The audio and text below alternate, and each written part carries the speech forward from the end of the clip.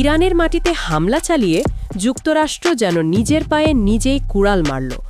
আহত বাঘ যেমন শেষ মুহূর্তে ঝাঁপিয়ে পড়ে, তেমনি তীব্র পাল্টা আঘাতে গর্জে উঠেছে তেহরান।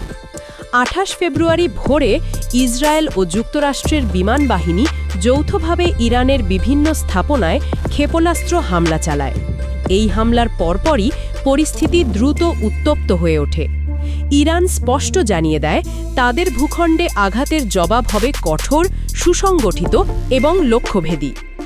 এরই ধারাবাহিকতায় ইরানের সশস্ত্র বাহিনীর গুরুত্বপূর্ণ শাখা আইআরজিসি, ইসলামিক রেভলিউশনারি গার্ড, মধ্যপ্রাচ্যে ছড়িয়ে থাকা মার্কিন সামরিক ঘাঁটিগুলোর বিরুদ্ধে প্রথম দফার ড্রোন ও ব্যালিস্টিক ক্ষেপণাস্ত্র হামলা শুরু করেছে বলে দাবি করা হচ্ছে। ফরাসি সংবাদ সংস্থা ও ইরানের নিজস্ব গণমাধ্যমের তথ্য অনুযায়ী কাতারের আল উদাইদ বিমান ঘাঁটি, কুয়েতের আল সাহেম ঘাঁটি, সংযুক্ত আরব আমিরাতের আল ধাফরা ঘাঁটি এবং বাহরাইনে অবস্থিত মার্কিন পঞ্চম নৌবহরকে লক্ষ্য করে ব্যাপক ক্ষেপণাস্ত্র নিক্ষেপ করা হয়েছে।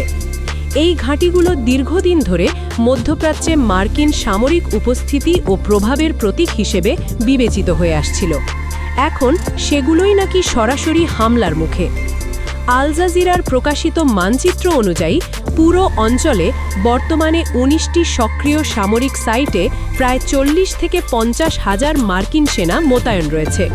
যদি ইরানের নির্ভুল ক্ষেপণাস্ত্র সরাসরি আবাসিক এলাকা বা ব্যারাকে আঘাত হানে, তবে এটি দ্বিতীয় বিশ্বযুদ্ধের পর মার্কিন সামরিক ইতিহাসে অন্যতম বড় ক্ষয়ক্ষতির ঘটনায় পরিণত হতে পারে। এমন আশঙ্কা উড়িয়ে দেওয়া যাচ্ছে না।